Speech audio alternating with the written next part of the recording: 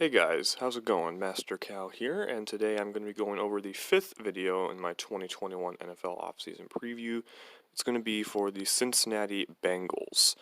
So the Bengals last year were able to select Joe Burrow with the first overall pick, and he definitely played well as a rookie, although the team as a whole didn't play that great.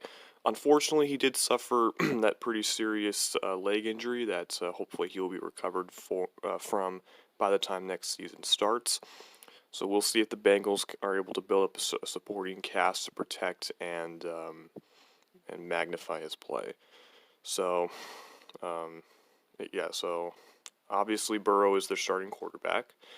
As far as running back goes, it's going to be Joe Mixon, second rounder in 2017 by the Bengals, who's been pretty good for them so far.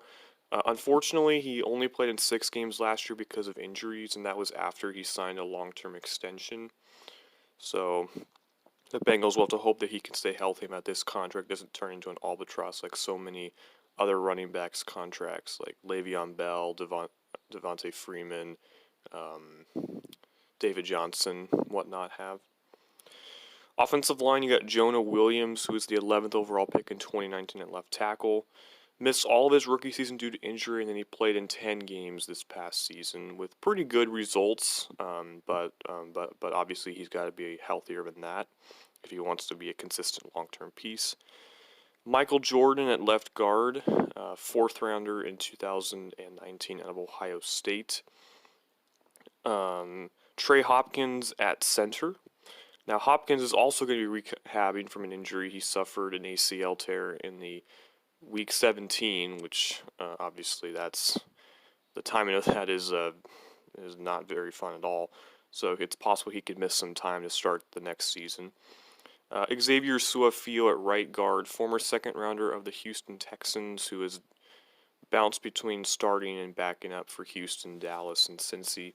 And then Bobby Hart at right tackle, former seventh rounder of the Giants, who's been their starter the past 3 seasons. Wide receiver, you got T. Higgins, who was the first pick in the second round last year out of Clemson. He had a very strong rookie season, finishing just under 1,000 yards receiving. Auden Tate, seventh rounder in 2018 out of UF. He really came onto the scene in 2019 with his play, but he didn't see as much action this year in a deeper and healthier wide receiver room. And then Tyler Boyd out of the slot, probably one of the more underrated slot receivers in the entire game. C.J. Uzomah is at tight end. Uzomah got off to a really good start in Week 1 with Burrow and in Week 2, but then he suffered, I think it was an Achilles injury in Week 2, so ending a very strong start to the season.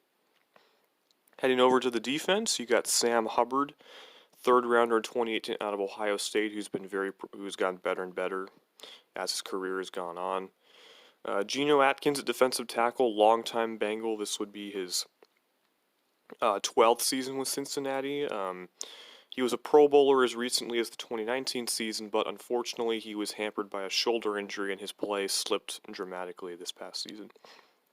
DJ Reader at the other defensive tackle position, former Houston Texan. He signed a 4-year deal with the Bengals last offseason in what was an uncharacteristic move given that the Bengals don't usually spend a lot of money in free agency.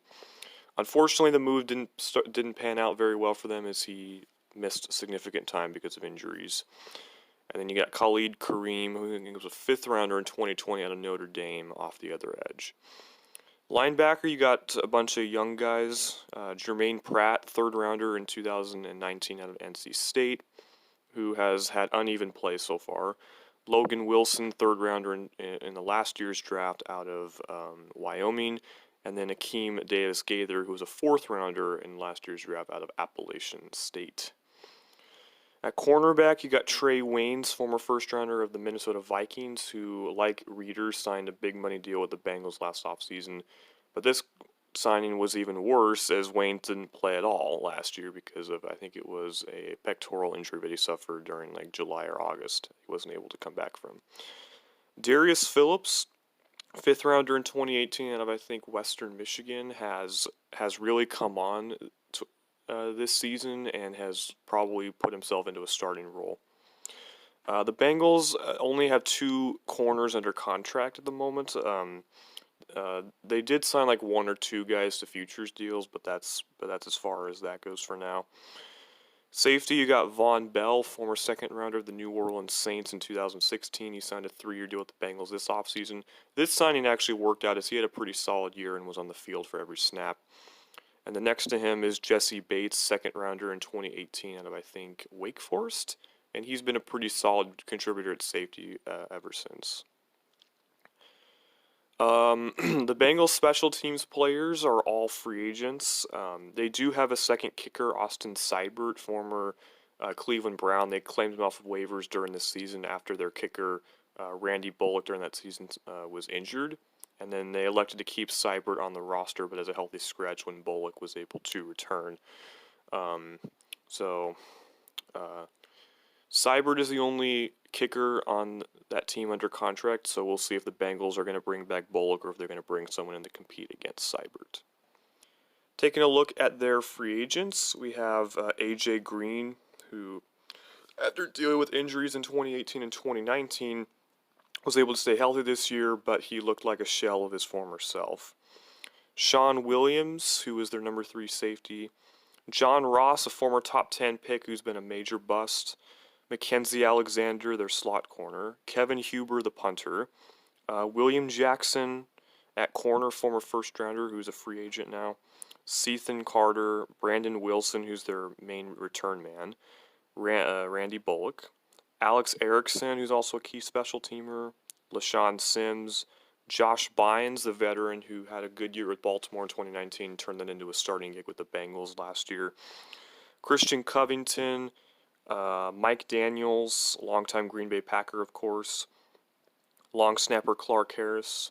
Margus Hunt, who was a second rounder of the Bengals back in 2014, who had played with the Colts and the Saints before returning to Cincy.